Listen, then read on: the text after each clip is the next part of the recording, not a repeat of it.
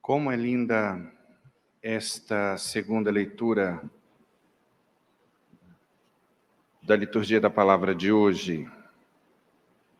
Ali onde São Paulo diz: pois para mim o viver é Cristo e o morrer é lucro.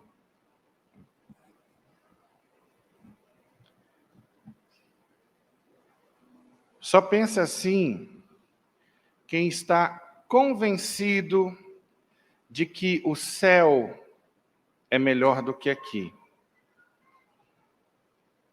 E nós vemos que existem muitos católicos que têm medo da morte.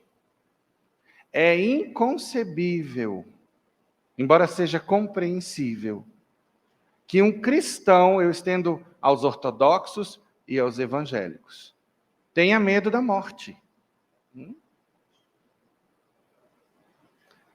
Eu só consigo enxergar, pelo menos no primeiro momento, duas raízes do medo da morte. A primeira delas seria um apego desordenado a esta vida. Tudo bem que a vida é maravilhosa, embora há quem ache a vida detestável. E aí, quem está achando a vida detestável tem um problema psiquiátrico, precisa de ajuda, precisa de terapia. Ainda que a pessoa esteja no sofrimento físico, quando nós temos fé, nós sabemos que nenhum sofrimento é em vão. Eu tive a oportunidade de falar para vocês que quando minha mãe adoeceu, ela teve um aneurisma cerebral. Passou mais ou menos uns 30 dias até morrer.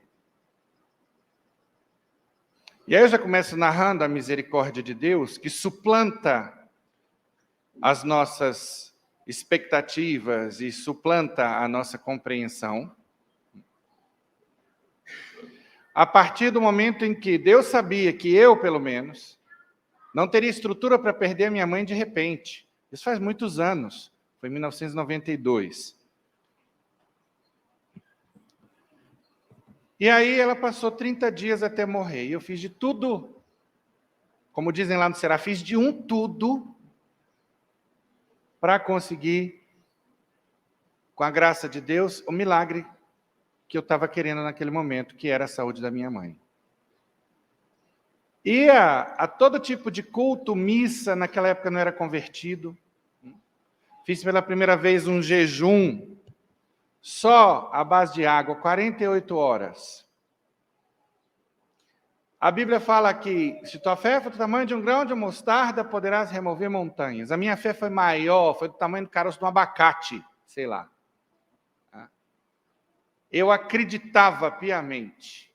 Desde a imagem de Nossa Senhora pregada no teto do quarto, até o Salmo 90, debaixo do travesseiro dela, tudo que me falassem, eu ia e fazia. E minha mãe morreu. E aí?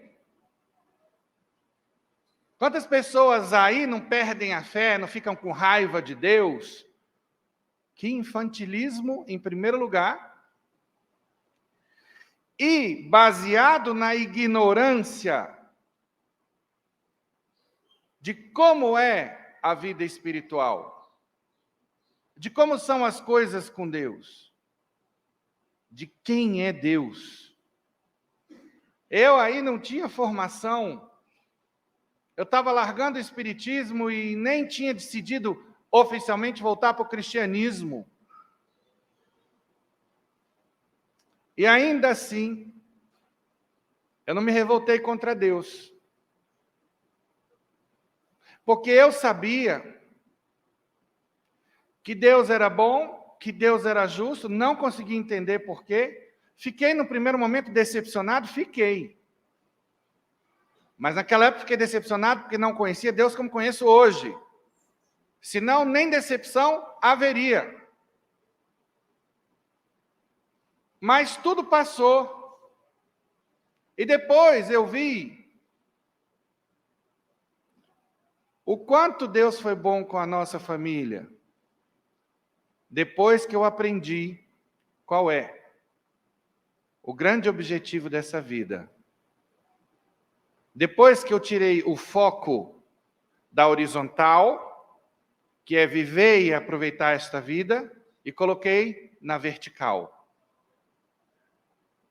Recordo o princípio da vida do homem, de acordo com Santo Inácio de Loyola, doutor da nossa igreja. O homem nasce para louvar, reverenciar e servir a Deus e, através disso, salvar a sua alma. Esse é o objetivo da vida aqui.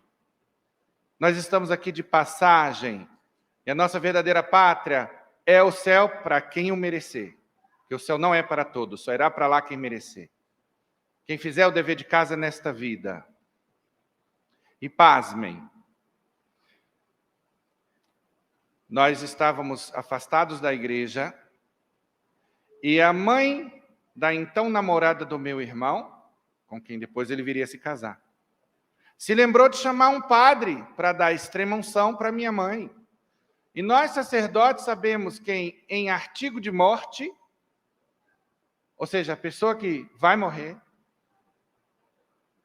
quando recebe a unção, nós podemos dar a indulgência plenária, que significa o quê? O perdão de toda a dívida de purgatório. E aí, eu tive a certeza de que minha mãe estava no céu. E é por isso que eu digo, baseado na minha experiência de vida, que com Deus sempre o produto é melhor do que a encomenda. Eu disse, essa frase é da minha autoria em função do que eu vivi. É uma partilha que eu faço com vocês.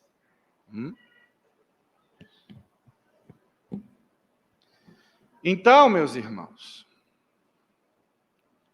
as pessoas que têm medo da morte, ou estão apegadas a esta vida, ou elas desconhecem o que vem depois, achando que o céu, que é o lugar para onde vão os eleitos, é inferior a esta vida. Ora, se Deus faz, como diz a Escritura, cair a chuva e brilhar o sol sobre os justos e os injustos, se este mundo de delícias e belezas esteve disponível igualmente para Hitler e Madre Teresa de Calcutá, o que não estará reservado para aqueles que largaram tudo para servir a Deus? Ou simplesmente resolveram se converter? Não digo só que o céu é para os consagrados, quem larga radicalmente tudo. Entenda-se por largar tudo também a conversão. Viver em função do céu.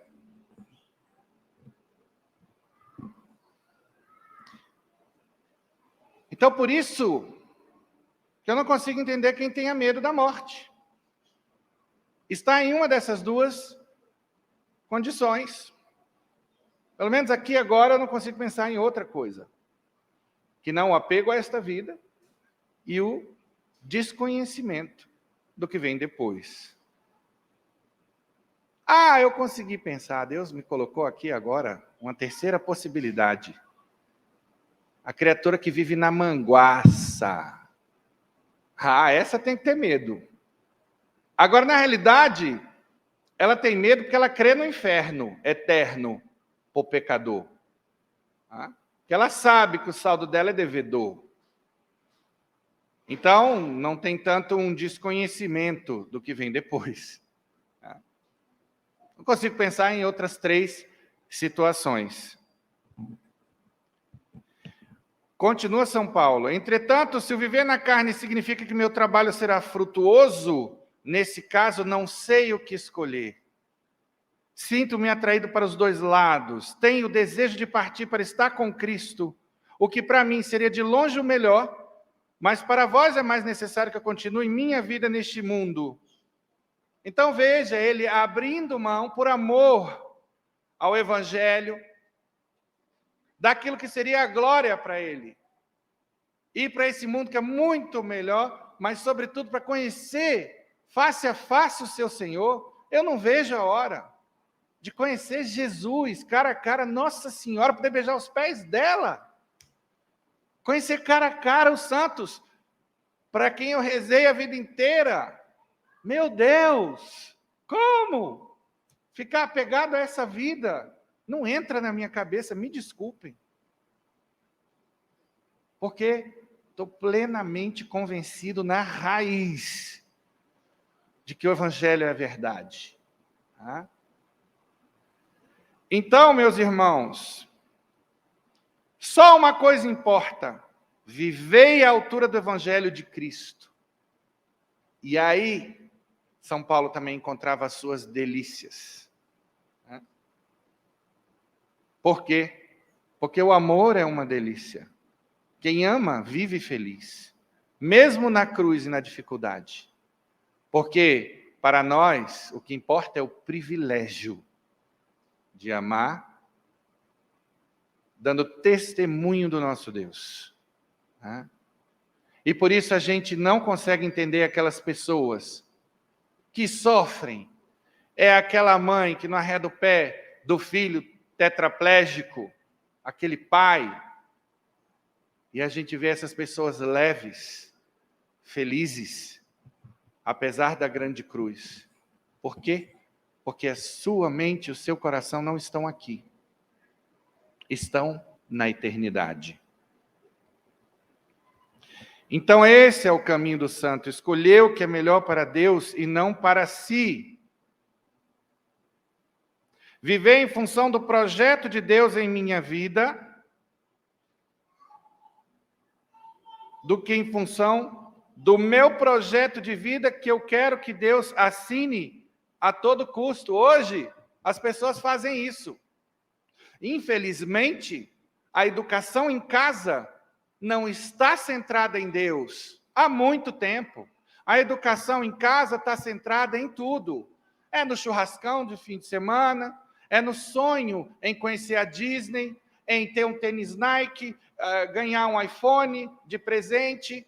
Os jovens são orientados a vencer na vida, colocados desde cedo em escolas que permitam passar no vestibular. E os valores que vão levar para o céu ficam por aí.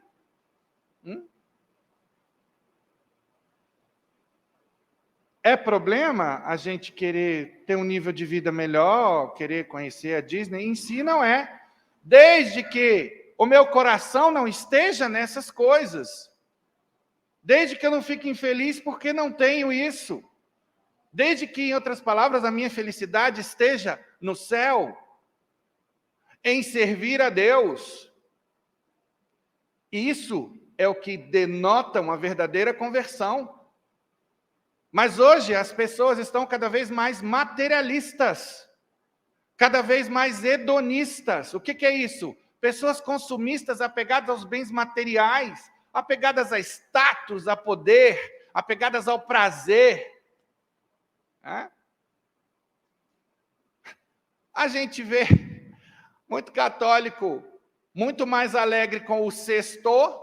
Por quê? Porque vou beber todas.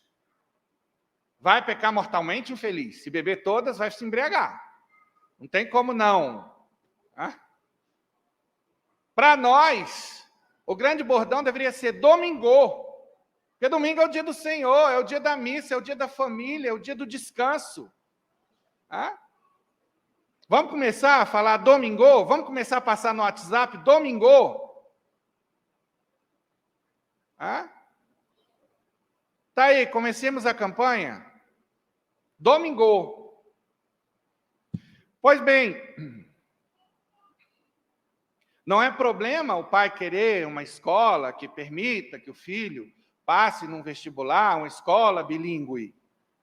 Desde que ele, pai, ela, mãe, criem esses filhos centrados em Deus, para que na adolescência, ao invés de sair por aí namorando, eu falava isso no curso de noivos ontem. Por sinal, damos as boas-vindas aos nossos noivos, namorados e casados que estão fazendo o curso. Que o nosso curso é para essas 3 categorias. Namorados, para que saibam discernir se esse é o chamado de Deus para as suas vidas. Porque justamente o que está faltando hoje no mundo é o quê? Esse discernimento. A qual estado de vida Deus me chama? Hoje os jovens, chegam aos 12, 13 anos, todo mundo namora, eu vou namorar também. Está todo mundo pegando, eu vou pegar geral também. E aí o jovem até escondido do pai, vai beber, vai fumar, aí o colega vai apresentar o baseado, fazer a cabeça. Cara, isso aqui é muito mais tranquilo do que cigarro, velho. Isso aqui só te deixa zen, saca? Tipo, cigarro faz muito mais mal, entendeu? Ou se não é isso, é um narguilé. Ó, moçada, eu morei na Tunísia. Fumei o narguilé lá. Narguilé é cheirosíssimo, defuma uma casa que é uma coisa. Dependendo do cheiro do narguilé, meu Deus. O narguilé chega a ser até saboroso. Agora, eu vou dizer uma coisa para vocês. Aquilo ali tem um poder de viciar. E 1 hora de narguilé, porque ninguém fuma. Só uma pitadinha e acabou, não. São 20 carteiras de cigarro. Eu fiz a pesquisa, porque eu tinha um colega padre viciado em narguilé. Ele fumava narguilé 3 vezes por dia. Uma sessão de manhã, uma ao meio-dia, outra à noite. E aí ficava me passando a mangueira lá do narguilé. E eu achei aquilo interessante no início, enculturação. Ele veio com essa conversinha, o diabo é ótimo, né? Não, aqui, todos os homens, né? Se a gente quiser, assim, enfronhar, a gente tem que chegar e entrar na roda do narguilé. Porque, afinal de contas, narguilé não é maconha, não é cigarro, tem um cheiro bom, não incomoda ninguém. Aquilo é cultural. E aí estava lá o Fernandinho no narguilé, entendeu? Parecia a Taturana lá do desenho. Só que olha o perigo. Tudo do diabo é assim. É delicioso, tem uma aparência ótima, mas a conta a pagar depois é amarga. Então, hoje, nós vemos isso. Os jovens já procurando namorar aos 12, 13 anos. Espera aí, gente, em que planeta nós estamos? Eu pergunto, será que um menino de 13 anos, que é menino, sobretudo se é homem, tem cabeça de 10, que a mulher é mais madura. Então, tem como esse namoro evoluir para um noivado? Não tem. Não fez vestibular, não tem profissão definida, nada. Porque namoro na fé cristã só faz sentido se evoluir para um noivado, tudo bem, que pode ser que a relação não dê certo, mas, em princípio, a ideia deve ser essa. Vamos ver se dá certo. De repente, pelo convívio, eu vejo incompatibilidade de gênero e não vai rolar. Agora, hoje, o que acontece? Hoje tem a cultura do ficar. Nada mais imoral, nada mais depravado do que o ficar. Porque é a cultura do descarte. Eu uso a pessoa, é um pedaço de carne para mim. É para o meu prazer. É para eu beijar até cansar. E aí, cuidado que tem a doença do beijo. Procurem o vírus Epstein-Barr e vejam o que ele causa. Mononucleose. Para quem não sabe, os beijadores de plantão. Vai estudar. E aí, a pessoa se acostuma a isso, a ficar trocando de namorada, de namorado, de acordo com o meu bel prazer. Então, isso é um treinamento para a infidelidade conjugal lá na frente. Fora que os jovens com os hormônios lá em cima estão expostos ao sexo precoce. E o que está acontecendo? Olha para a sociedade.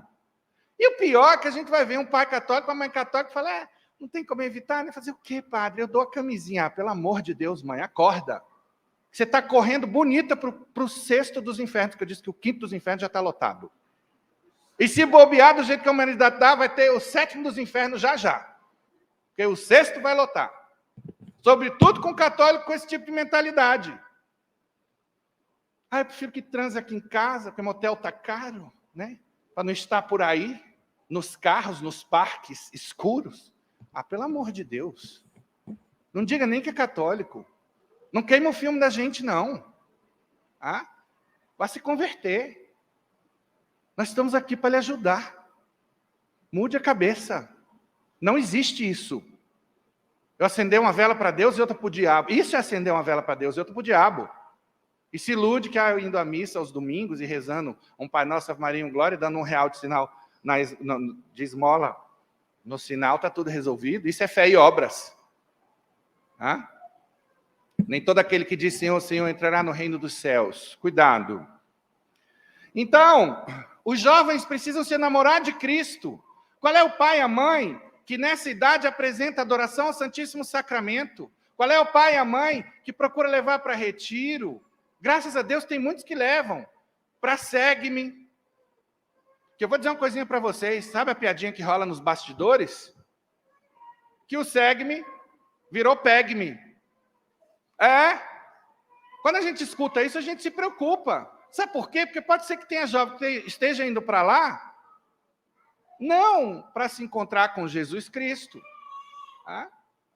Isso me preocupa, porque o Segue-me foi idealizado para outra coisa. Então, pai, mãe, esse é o caminho. E aí, como é que está a sua educação do seu filho em casa?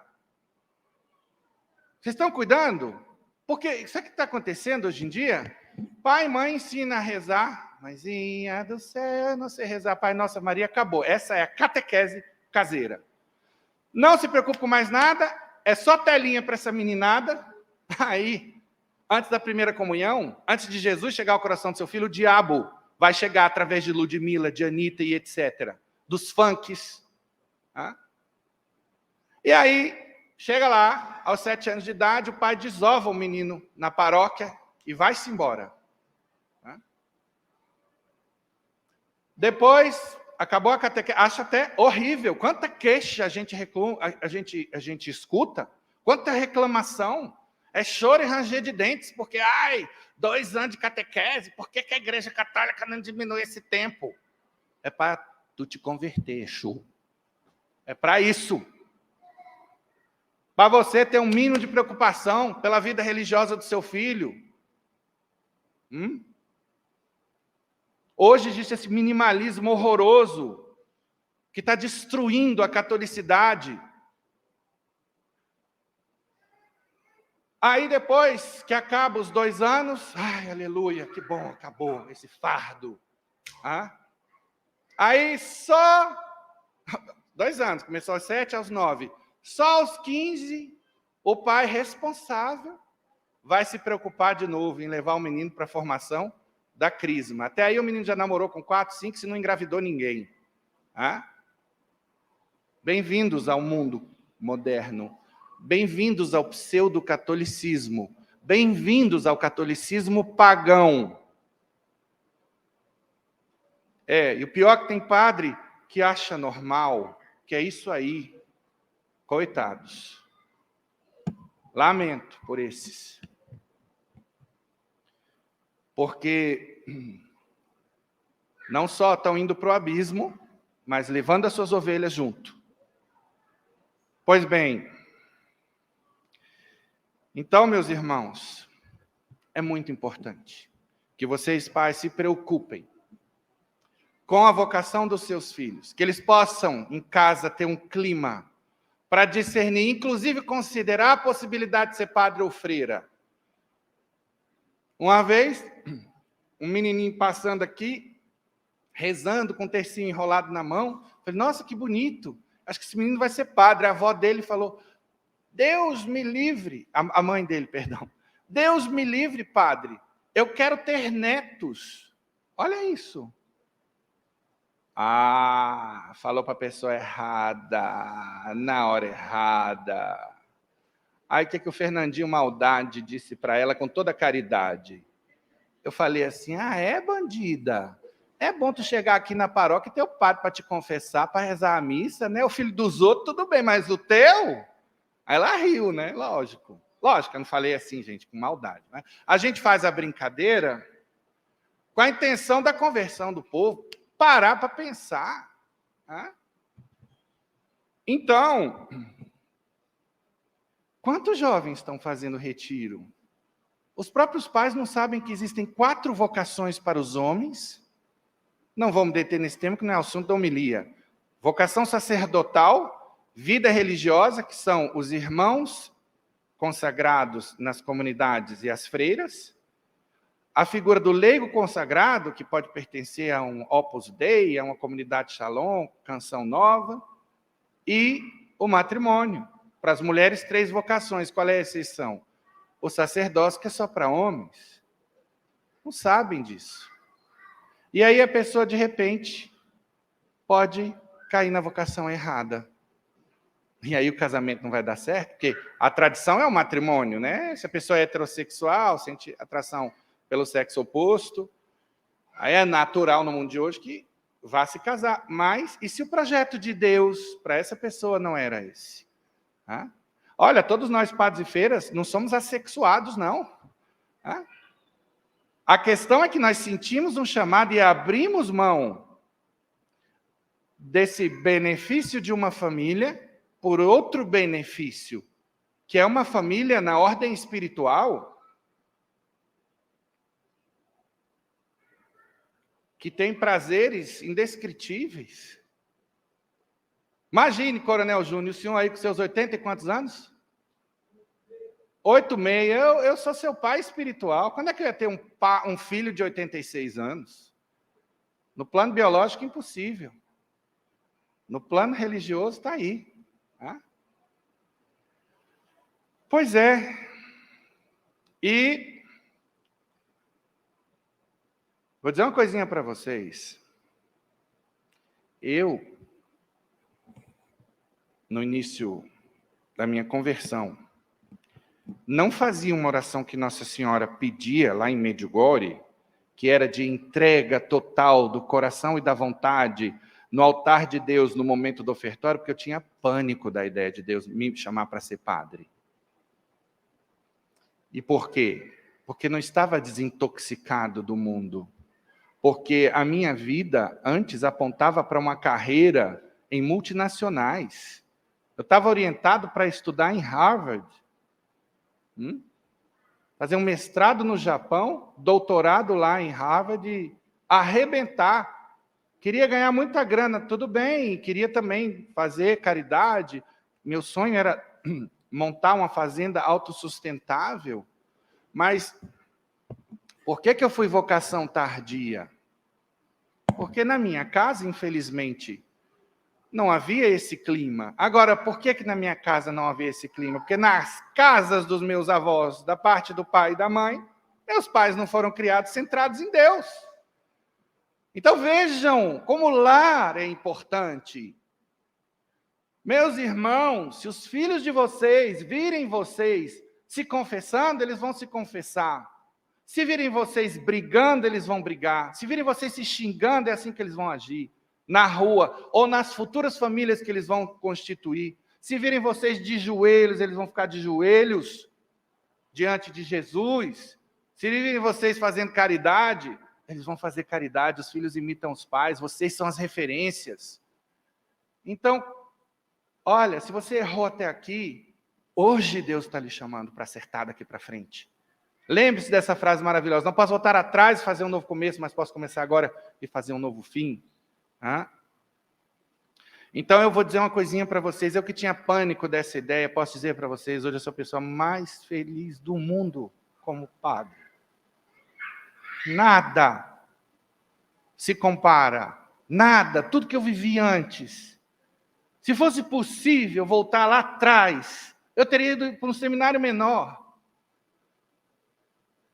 Eu suspiro com Santo Agostinho, tarde te amei. Mas Deus é tão maravilhoso que tudo que eu vivi, inclusive o pecado, hoje está a serviço do reino.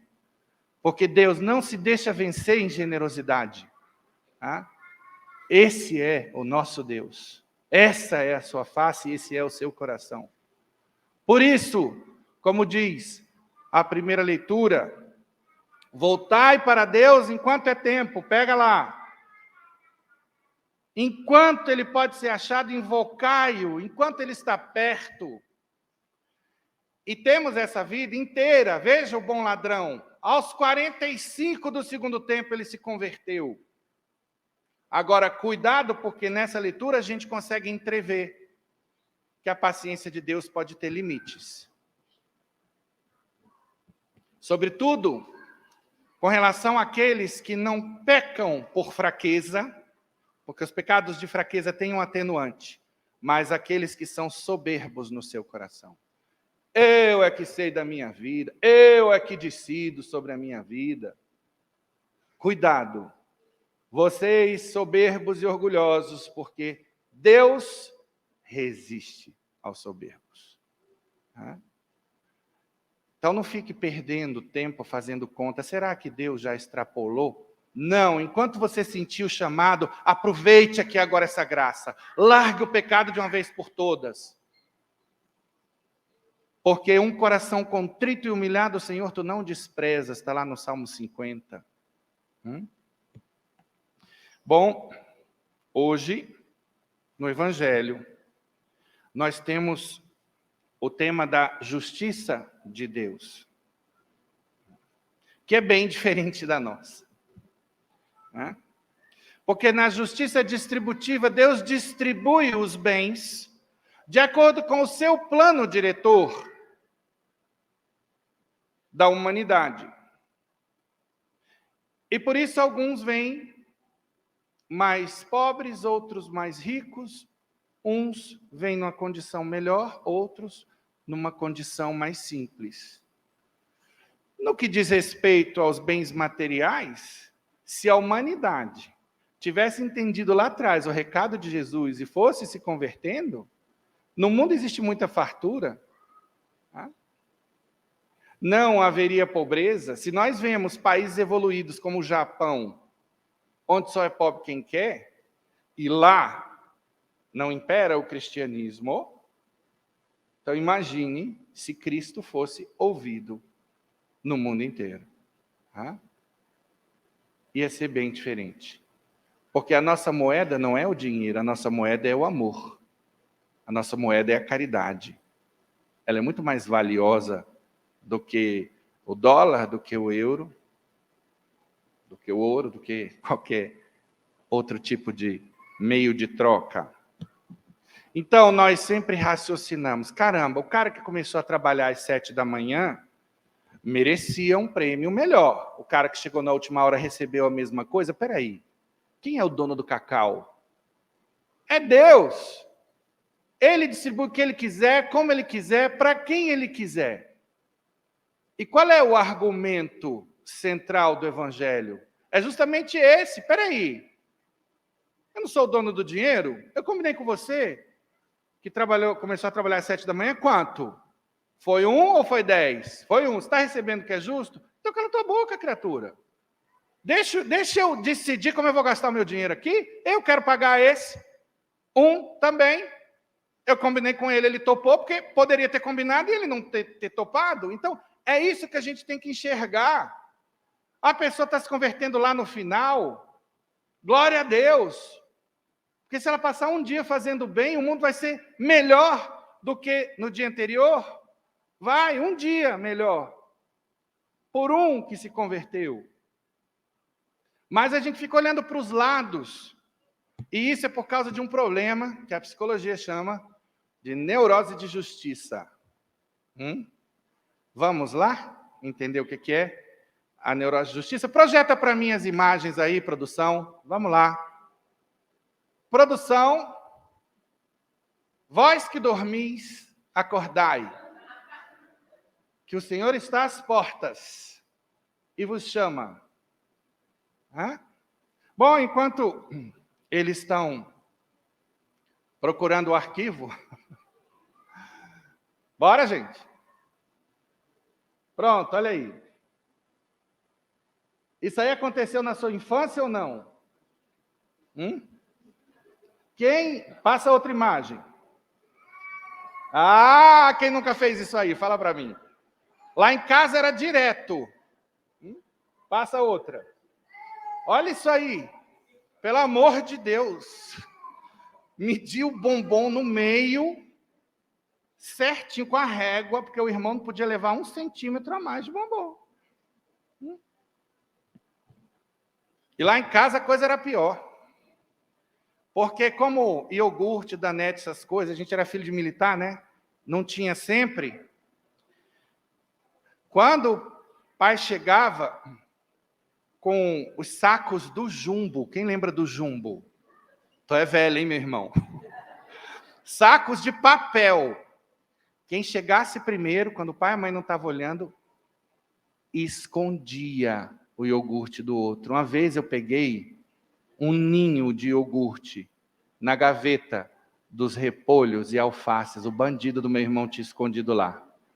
E sabe o que eu fiz para me vingar, já que estamos falando de neurose de justiça? Tu não aprende não, tu não vai fazer isso com a Antonella não, coroinha. Ó, Sara, eu quero saber da ficha depois, viu? Eu corto até o picolé depois da missa. O que eu fiz? Eu botei os iogurtes no congelador. Falei, aqui ele não vai encontrar. Só que depois ficou uma droga o picolé de iogurte. Aí tá vendo o que egoísmo gera? É isso. Então, começa lá na infância, quando a gente dividia Coca-Cola, os pais que dão tudo igualzinho para os filhos, moçada. Tem que haver meritocracia na sua casa. Se com Deus é assim, quanto mais a gente faz por Deus, melhor o prêmio eterno. Na sua casa é tudo igualzinho, a criatura lá não estuda, vagabunda, não se mexe, e você vai dar tudo igualzinho? Não. Você está deseducando seu filho. Ele tem que fazer por onde merecer.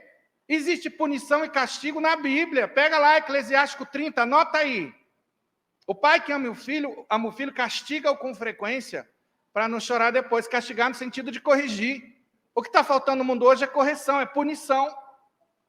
Especialmente num mundo pervertido pelo marxismo cultural, onde o bandido é mocinho, né? Não existe mérito nenhum, a vagabundagem está aí, privilegiada. Olha isso. Nada mais contrário ao cristianismo. Tem que fazer por onde, tem que merecer. Então, na neurose de justiça, tudo tem que ser equitativo. O outro tem que me dar o que eu dou. A pessoa não se concentra naquilo que ela quer. Não se concentra nos seus valores sublimes, como, por exemplo, a misericórdia. Ela se concentra na injustiça sofrida. E aí vamos falar de alguns sintomas. Por exemplo, ciúme. Às vezes a gente vai ver, pasmem, o pai que tem ciúme do filho, porque ele fica medindo na balança quanto tempo a esposa dá de atenção ao menino e quanto tempo dá de atenção a ele. Tudo bem que às vezes, o que vai acontecer no casamento? Essa história do filhinho, da filhinha, ficar na caminha do papai e da mamãe, ó. Moçada, lembrem-se, vocês são casados, vocês são pais, são, mas são esposos também, façam o dever de casa como esposos. Às vezes vai ter essa... Tudo bem que o pai tinha que ser misericordioso e tudo, né? E ao invés de ficar aí na neurose de justiça, ele pode pedir aquilo que ele está precisando. Então, está faltando exatamente isso. Essa visão de que eu, como marido, tenho que dar atenção à minha esposa, eu, como esposa, tenho que dar atenção ao meu marido. Pois bem, eu vou dizer uma coisinha para vocês. Eu já cheguei a suspirar uma vez. Olha como a neurose de justiça é uma coisa assim, subreptícia. Já cheguei a falar, caramba, a criatura se converte aqui e vai frequentar outra paróquia. Eu engordo a ovelha e ela vai pastar em outro lugar. Aí Deus chegou e falou, e vem cá, por que esse suspiro? Por que esse gemido? Você é padre para quê? A sua alegria maior tem que estar na possibilidade de converter uma pessoa. Louve e agradeça, porque até nem é mérito seu. O que tendes que não foi recebido, diz a Sagrada Escritura, tudo vem de Deus. Tudo. Se eu pude estudar, se eu fui chamado ao sacerdócio, se minha cabeça funciona, as inspirações, não tem nada meu. A gente só entra com a boa vontade, cabe a nós só dizer o sim à graça que nos toca, só isso. O maior trabalho é de Deus sempre. Aí eu falei, é verdade, Senhor. É difícil o negócio, mas é verdade. Mas no fundo é porque a gente vai se afeiçoando às pessoas, gosta delas. Mas o principal é isso. Deveria ser, pelo menos. Olha só, a mentalidade do tipo, se o meu chefe chega atrasado, eu também vou chegar, porque ele não vai ter moral para me repreender. Olha aí. Né? Não quero ser o único otário a cumprir horário nesta repartição. Eu sou do tempo que se trabalhava numa repartição. Ou palavra antiga, né? Repartição. Mas eu sei que a maioria aqui, que é do meu tempo, entende o que quer dizer repartição. Está com botox, mas entende. Então, eu não foco no prazer de ser pontual, de ser honesto, senão que me comparo com os outros e fico ali indignado com a injustiça. Não há injustiça aí. Quer dizer, há injustiça daqueles que não estão cumprindo horário. Mas a gente se sente injustiçado de alguma maneira. E isso é o próprio da neurose, essa distorção. Se eu ganho salário para trabalhar 8 horas, como é que eu vou trabalhar 7? Se não tenho nenhuma pendência, eu até posso sair mais cedo se o chefe não está aí, porque eu estou com a consciência tranquila. E também porque se o chefe precisa, alguma vez que eu trabalhe 1 hora a mais, eu vou lembrar daquelas horas que eu não trabalhei. Assim é que age o cristão. E não na esperteza, e não na brazucada, porque isso é típico do brazuca. Brazuca é a deformação do brasileiro. O brasileiro do jeitinho é o brazuca. Então, quem não gosta de incomodar, né? Parece aquela pessoa super justa, santinha, não gosta de incomodar ninguém. Olha que lindo. A pessoa fala até com a vozinha mais, não, eu não gosto de incomodar. Põe uma mão no coração assim, a gente, poxa, que lindo. Ela não gosta de incomodar, né? Mas olha só, muitas vezes eu não gosto de incomodar porque eu não gosto de ser incomodado. Então tem um pacto de justiça aí, olha, não me incomode, que eu não incomodarei você. Como eu não incomodo ninguém, não me incomodem.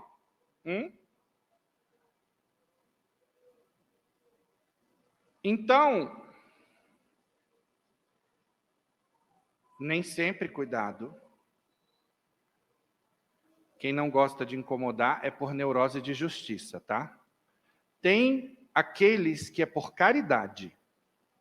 O que eu estou fazendo aqui é denunciar a hipocrisia.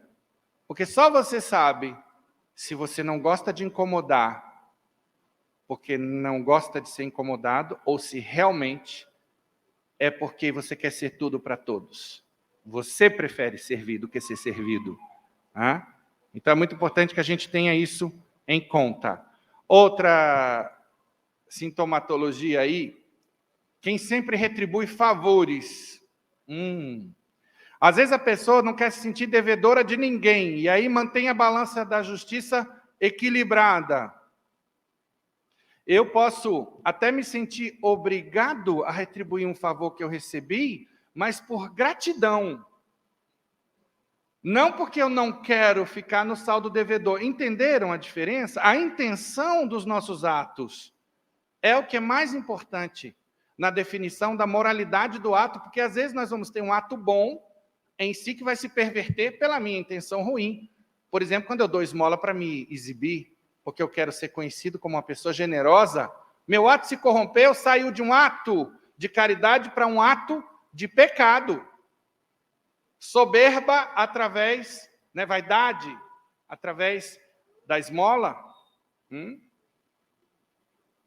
Então, qual é a diferença quando a gente quer retribuir por gratidão?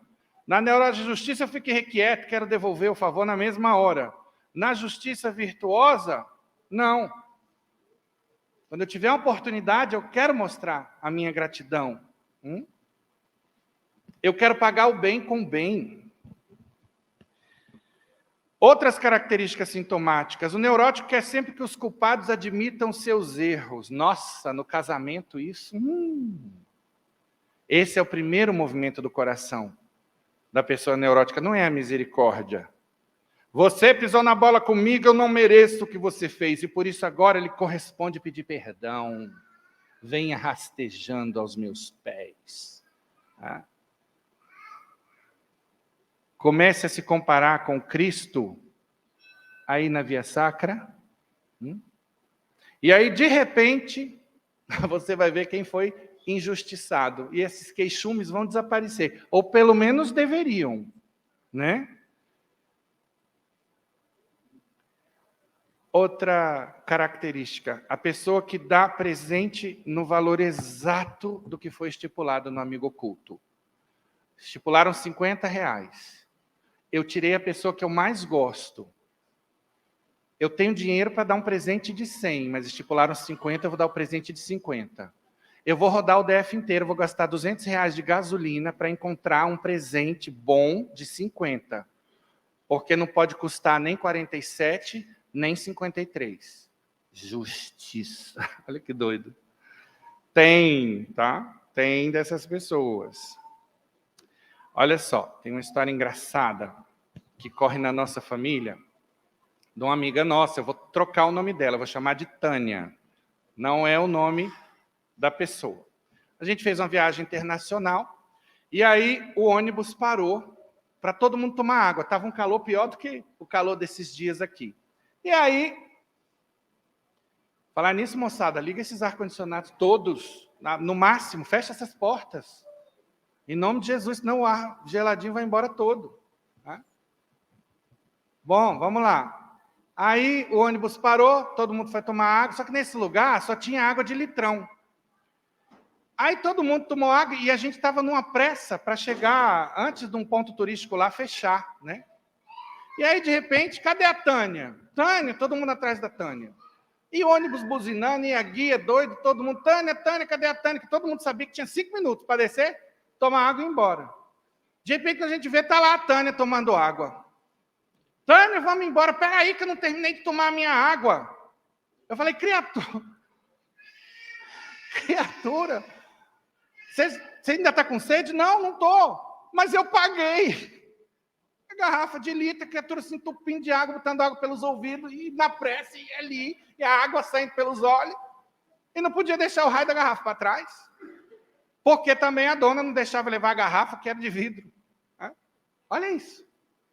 E o pior, aquela criatura cafona, que vai para um restaurante, até às vezes a gente vê um restaurante caro, a pessoa pagou bem a conta e tudo e tal, aí sobrou meia garrafa de água ou de Coca-Cola. Se é dessas garrafinhas descartáveis, bom, em restaurante caro normalmente não é, mas enfim. A pessoa vai, olha para um lado para o outro, tampa a garrafa, coloca na bolsa, porque sobrou meia, e eu paguei. É aquela criatura que come feito uma capivara no rodízio, porque pagou mais caro para comer mais, então tem que comer até dizer chega. Então, isso daí são sintomas. Na briga, em casa, marido e mulher, é sempre uma concessão. Eu vou ceder uma coisa, você tem que ceder uma também. É assim. Toma lá da cá.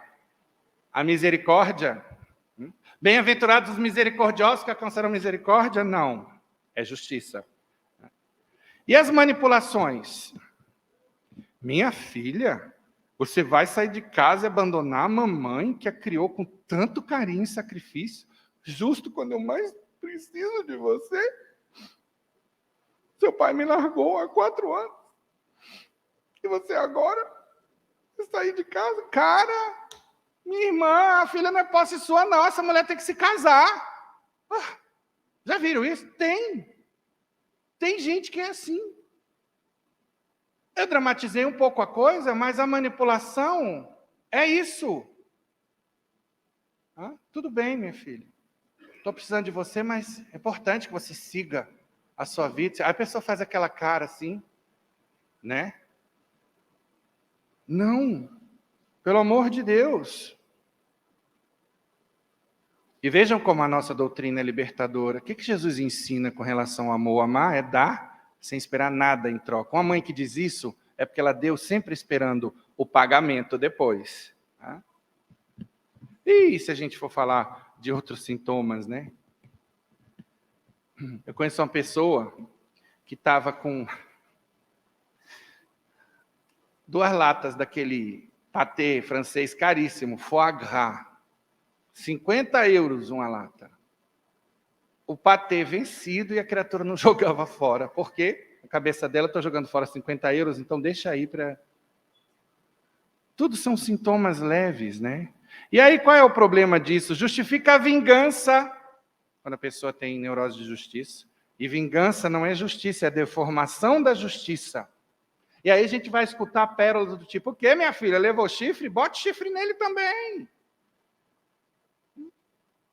Uma mulher pode enfrentar muito mais a cabeça de um homem do que o homem a cabeça de uma mulher? E o que Jesus ensina? Perdoar 70 vezes 7 vezes. 70 vezes 7 chifres. Não tem esse negócio, padre, terceira vez. 70 vezes 7. Acabou o assunto aí. É extremamente frustrante a neurose de justiça na medida em que quem age assim vive num mundo de sonho, onde a injustiça não existe, sempre vai haver injustiça. Desculpa a imobilidade para agir aqui e agora, porque eu não vou fazer nada já que ninguém faz. Então, hoje, nós vimos esse clamor de Deus na leitura de Isaías. Abandone o ímpio o seu caminho e o homem justo suas maquinações. Volte para o Senhor, que terá piedade dele. Volte para o nosso Deus, que é generoso no perdão. Muitas vezes nós não conseguimos nos perdoar, porque os nossos critérios imperam. A gente acha, eu não me perdoaria. Como é que Deus vai me perdoar? Criatura, quem é você? Quem sou eu? Os critérios têm que ser sempre do dono de todos os critérios, que é Deus. Ele é o legislador da vida humana, da nossa história. E aí, quando a gente acha que Deus vai nos tratar, ou deveria nos tratar como nós trataríamos os outros, aí a gente cai nesse buraco infeliz da depressão. Quantas pessoas com depressão porque se acham tão ruins, más, pecadoras, e aí cai num pecado gravíssimo que é o desespero da salvação. Eu não tenho jeito. Não desista de si mesmo. Jesus fala a Santa Faustina, no Diário da Divina Misericórdia, leia se você tem esse tipo de problema. Quanto mais afundado estiver o pecado no pecado, mais direito tem a minha misericórdia. Não há pecado tão grave que não possa ser aniquilado na fornalha ardente da minha misericórdia. E Jesus diz a Santa Margarida Alacoque, eu quando perdoo esqueço. Né? Inclusive, quando Santa Margarida disse que estava tendo locuções com Jesus, que estava falando do Sagrado Coração, o que era o amor dele, Jesus, pela humanidade, o confessor fez o quê? O confessor disse, bom, se você está vendo Jesus realmente, então, pergunte a ele, qual foi o último pecado que eu cometi, e me diga, e assim eu vou acreditar. Porque os padres precisam de provas, né? Porque senão é um engodo do diabo, uma falsa aparição, a gente precisa se precaver disso aí. E aí, Santa Margarida foi, teve a aparição, voltou, e o padre perguntou, e aí, perguntou? E Santa Margarida disse, sim. Perguntei, então qual foi o último pecado que eu cometi? Sabe qual foi a resposta? Ele disse que não se lembra. Arrepiou? Eu me arrepio toda vez que eu lembro dessa história. Pois, meus irmãos, a misericórdia divina é insondável. E eu quero terminar com uma historinha que chegou para mim pelo WhatsApp, que se chama A Pechincha e o Troco. A senhora perguntou, por quanto o senhor está vendendo esses ovos, meu senhor? E o velhinho vendedor respondeu: 50 cada ovo, senhora, 50 centavos. Ela disse: 6 ovos por 2,50 ou nada feito. O justo seria 3. O velho vendedor respondeu: feito. Este é um bom começo, porque não consegui vender nem um único ovo hoje. Ela pegou os ovos e se afastou, sentindo que ganhou. Entrou em seu carro elegante e foi a um restaurante elegante com sua amiga. Lá ela e a amiga pediram o que quiseram, comeram de se fartar e deixaram muito do que pediram, sobras.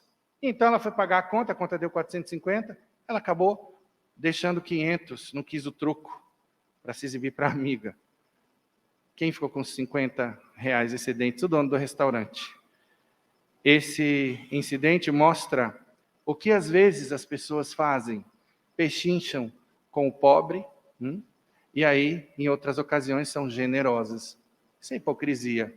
Eu lembro que no ano 2000, eu fiz uma peregrinação e nós fomos à Ucrânia. A Ucrânia é um país paupérrimo. E o padre Hervens, o nosso diretor espiritual, disse: aqui não ousem pechinchar nada com ninguém, porque eles já vendem tudo pelo desespero de conseguir a venda num preço que é abaixo do justo. Sejamos justos, você vai olhar para o produto e ver quanto que eu cobraria se eu fosse o vendedor desse produto. Tá? E aí sim, vocês vão dar o preço. Continua a história. Uma vez eu li em algum lugar: meu pai costumava comprar bens simples de pessoas pobres a preços elevados, mesmo que ele não precisasse deles.